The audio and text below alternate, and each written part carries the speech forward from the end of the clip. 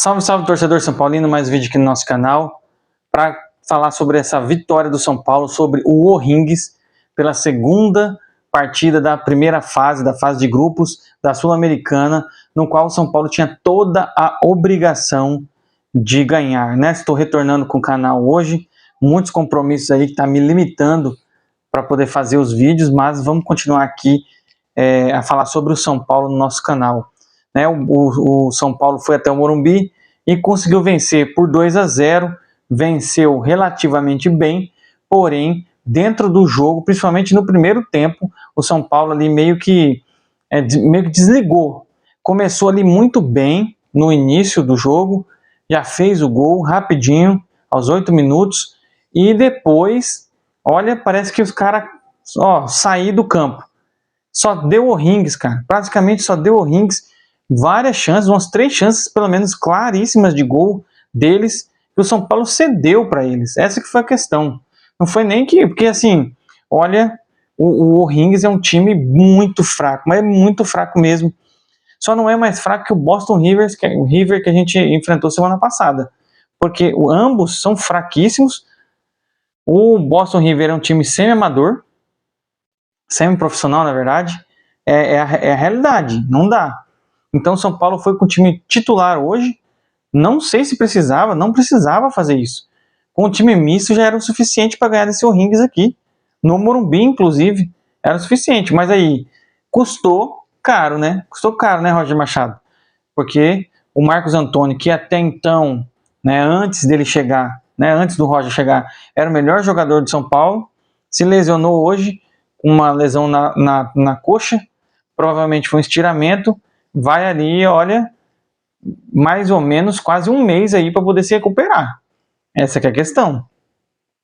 Cobrou o preço porque ele poderia ter mesclado o time. É lógico, no próximo jogo contra o Vasco, o Marcos Antônio poderia se lesionar. Poderia.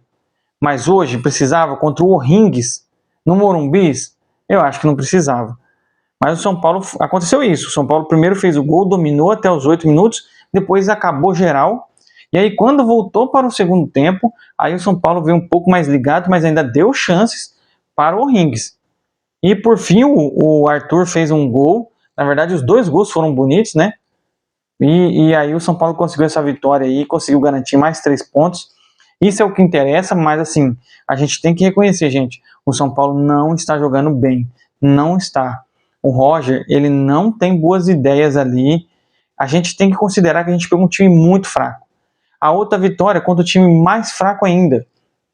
Então o que está acontecendo?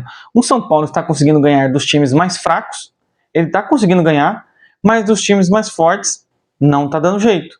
Essa é a grande realidade. Contra os times mais fortes, o São Paulo perde. Contra os times mais fracos, o São Paulo ganha. Só que assim, tem que ganhar os jogos mais fáceis, mas também tem que ganhar jogos difíceis, porque senão não vai adiantar nada. A gente vai ficar para trás contra esses adversários. E aí o São Paulo conseguiu fazer esse resultado, o que é importante, mas a gente tem que ver o futuro. Olhar para o futuro com o Roger vai ser muito difícil, né? Eu tô achando até chato já as mídias que eu vejo aí, os caras têm que defender o Roger a qualquer custo. A torcida não gosta, essa é a realidade, aceitem, a torcida não gosta do Roger Machado, porque ele é um treinador fraco, ele se mostra fraco. Mas tá chato, isso tá muito chato se acompanhar. Esses caras toda hora, eles ficam defendendo. E a torcida também toda hora tá falando contra, porque vê que o trabalho é ruim, vê que o cara não tem nível para ser técnico do São Paulo. Essa que é a grande realidade. E eu já vou dar as notas aqui, falar os jogadores e as notas. Rafael, né? Não foi nada, assim, foi exigido 2 vezes e ele correspondeu. Então, nota aí 7 para o Rafael. Lucas Ramon foi bem razoável, nota 6 para ficar na média. Tolói, cara, assim, ele não comprometeu, mas ver o Tolói, que já assim, é um cara já com mais idade, cara. Em 2015 o Tolói estava aí, em 2014 o Tolói estava aí. Esse dia eu assisti um jogo que era em 2014, né? Faz 12 anos, pô, o Tolói estava aí, jogando pelo São Paulo. Não acho interessante isso daí. Mas não dá para deixar ele de titular, hein? Não tem condições. mas o Tolói vai ficar na média, nota 6. Alan Franco, 6,5 também, porque não foi destaque nenhum, né? Não tomaram gol, também tem como dar nota baixa, né? Enzo Dias, bem razoável mesmo para baixo, nota 5,5 para ele, não foi muito bem. Bobadilha, não se destacou, nota 6 na média. Marcos Antônio vai levar nota 6 na média, mas é o que eu falei, conseguiu uma lesão aí que vai prejudicar muito o São Paulo, né? Essa lesão do Marcos Antônio, aí tem Lucas lesionado e por aí vai, né? Ao mesmo tempo que os caras estavam saindo, agora já estão voltando. E aí, Arthur fez o gol, então jogou razoavelmente bem, então nota 8 aí para ele por causa do gol principalmente. O Luca tentou ali, mas não foi nenhum destaque, nota 5,5 para ele. Luciano fez o gol, vai levar nota 8, né? Teve alguns lances ali em que ele tentou jogar melhor, tal, mas também não foi muito destaque assim. Então o Luciano nota 8 pelo gol. E o Caleri, assim, melhor jogador da partida na minha opinião, deu as 2 assistências, né, dos 2 gols. Então o Caleri nota 9 aí. 9 não, 8,5 só para ficar acima deles. 8,5. Jogou bem, mas a gente não pode tirar o fato de que foi contra o O'Higgins, gente. Isso daí é um fator determinante. São Paulo jogou contra um time muito fraco em casa. Então, São Paulo tinha obrigação total de vencer. Essa é a questão. Mas aí, o Caleri, pelas 2 assistências, vai levar a nota 8,5. Os jogadores que entraram, Cauli, no lugar do Bobadilha, não fez nada, absolutamente nada, nota 5,5. Danielzinho, quando entrou lá no primeiro tempo, pela saída do Marcos Antônio, não foi nada demais também, nota 5,5 para ele aí. TT, nota 5,5 também, não destacou. Tapia e Luan também, nota 5,5 para todos.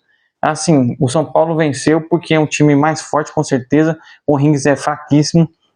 Não precisava ter todos os titulares, poderia ser muito bem mesclado. E essa foi a questão do Roger Machado. Para o Roger Machado, notas, vamos colocar aí nota 6, que é para ficar na média. Não teve destaque nenhum, e acredito eu que colocar todos os titulares não tenha sido um bom negócio para o São Paulo. Então, nota 6 aí para o Roger Machado para ficar na média. Mas, como eu já falei em outros vídeos, a gente já sabe o final dessa história, gente. É o Roger Machado demitido, porque ele não vai dar conta de aguentar o rojão nesse São Paulo. Não vai dar conta. Essa é a questão. O próximo jogo do São Paulo é contra o Vasco, pelo Brasileiro, e o São Paulo ficou com 6 pontos, né, ali. Já vai, de qualquer maneira, ter 3 pontos à frente de todo mundo. Pelo menos, o mínimo vai ser 3 pontos. O próprio Rings é o segundo. Aí pode acontecer do Boston River ou Milionários, um dos dois vencerem, fica com 3 pontos também. O São Paulo vai ter essa margem aí de 3 pontos à frente dos concorrentes. Lembrando que a Sul-Americana só classifica o primeiro de cada grupo, né? O segundo vai fazer uma repescagem com os times que caem, né? Os times de terceira colocação dos grupos da Libertadores. Essa que é a regra do campeonato. São Paulo com certeza vai conseguir aí uma classificação na primeira posição, e vamos ver o que vai dar depois na segunda fase da Sul-Americana, tá certo, pessoal? Valeu, obrigado, até mais.